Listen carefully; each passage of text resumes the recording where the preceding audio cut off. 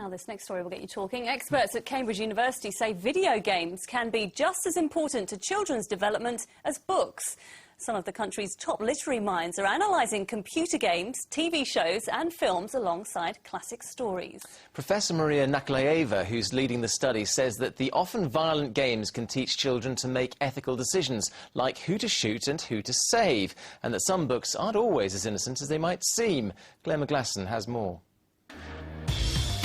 They've been blamed for the dumbing down of a video generation, of encouraging children to take virtual violence into the real world. But now, according to academics at Cambridge University, video games are just as valuable to children's development as classic books.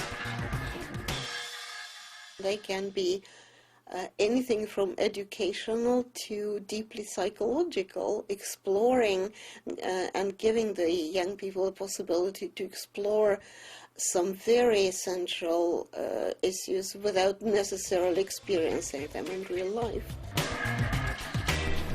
5 to 16-year-olds now spend an average of 6 hours a day in front of a screen. That's an hour and 40 minutes watching TV, an hour and a half on the internet, and an hour and 20 minutes playing games consoles. But just 40 minutes a day is spent reading.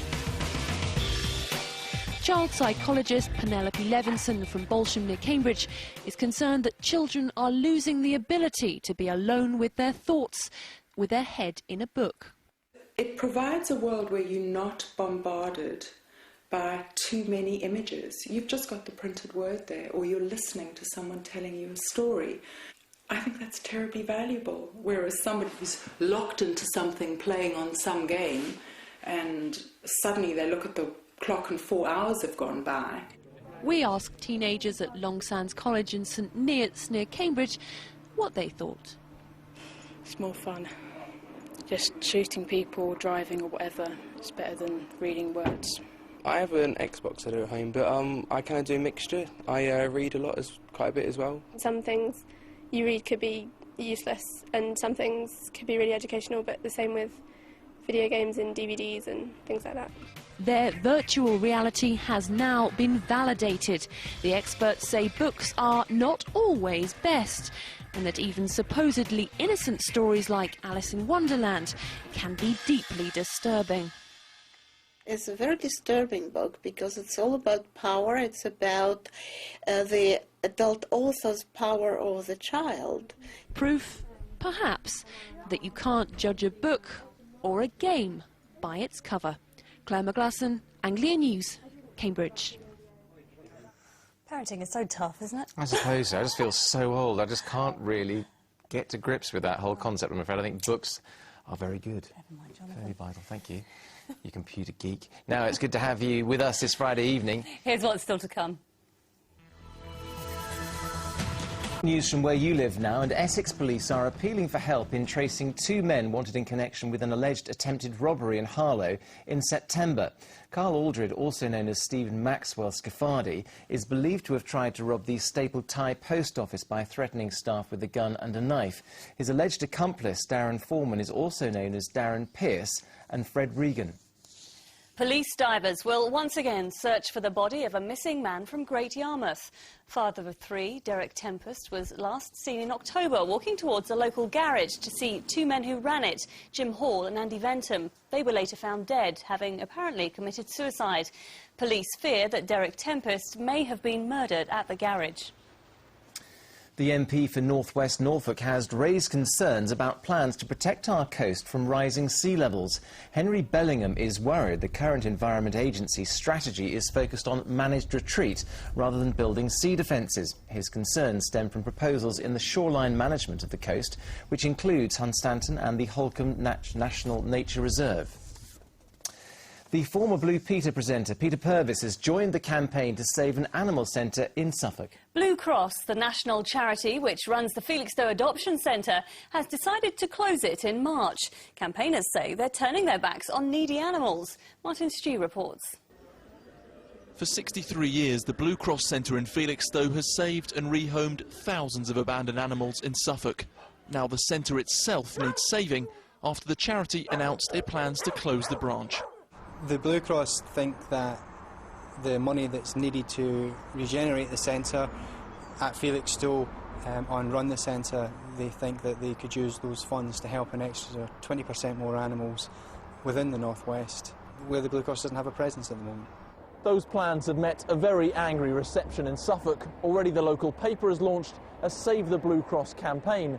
5,000 people have joined up to a group on Facebook, and now even local celebrities are getting involved.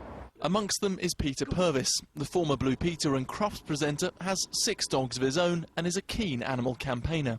I've no grumbles with the Blue Cross. I think it's a terrific organisation. I just think that the management have got this particular idea wrong. I can't see the point in the Blue Cross closing a centre in Felixstowe to take the money and rebuild a new centre in the northwest. Are the dogs in the northwest more important than the animals that they look after already in Suffolk? I don't think so. It's a question really of robbing Fido to pay Rover, isn't it? It doesn't seem right. With new legislation due on how animals are kept, the charity says the centre is no longer fit for purpose. But volunteers point out it successfully rehomed more than 400 animals last year. They're turning their backs on animals in Suffolk and the vast region that this centre serves. And so it seems counteractive to what they actually stand for. Blue Cross plans to close the centre in March. Ollie and his friends are hoping to find a new home before then. Martin Stew, Anglia News, Felixstowe. Well, let's hope so. Now, they struggle to score goals for Sunderland in the Premier League, but can new boys Daryl Murphy and David Healy do it for Ipswich in the Championship? Donovan Blake has more on this and a roundup of the rest of our club's weekend matches. Ipswich fans were daring to think about the playoffs quite recently, but relegation is still an issue for manager Roy Keane. He'll be hoping his 2 new loan signings from Sunderland, Daryl Murphy and David Healy, can bring goals to their survival bid sooner rather than later. Any against Middlesbrough tomorrow would be ideal. We're hoping it doesn't take them 6 weeks to settle in because of the position we're in and the amount of games left. We've got a lot of games coming up. I think that will do them good, you know, in terms of if we can get them in, if not Saturday, then certainly next week. Scoring goals has been a problem for Ipswich all season, with their 4 main strikers struggling most. Just 15 league goals shared between them out of the 30 scored. Murphy and Healy could change things, but they've hardly figured for Sunderland this season. Just 4 starts for Murphy, while Healy's appearances have all come as a sub, and between them, no goals. Peterborough's new manager Jim Gannon needs goals and wins quickly to reignite hopes of staying up. He takes charge for the first time tomorrow against Queen's Park Rangers. In League One, going up as champions must now be the driving force for Norwich and Paul Lambert. 3 points clear at the top after 8 straight wins. They visit Millwall, which means an early return to his former club for Zach Whitbread, and an opportunity for striker Cody McDonald to further impress in Grant Holt's absence. He's got a hunger about himself to try and be a footballer, so yeah, his make-up, he's got a great willingness. That's what I'll say. Cody's make-up has got a great willingness to try and do well. Essex rivals Colchester and Southend have Saturday off, with their derby taking place on Monday night. But Southend fans won't see 2 of their most recent recruits, Scott Vernon and Pat Baldwin, because of the terms of their loan deals from Colchester. Donovan Blake, Anglia News. An artist from Castle Hedingham in Essex is appealing for the return of one of his sculptures, which was stolen by thieves more than a month ago. Unsettling Dreams, known locally as The Bug, has adorned a massive tree stump in the village for almost 10 years. Sculptor Steed Dye welded it from iron, and it weighs in at around 7 stone. Police are urging anyone with any information to get in touch with them.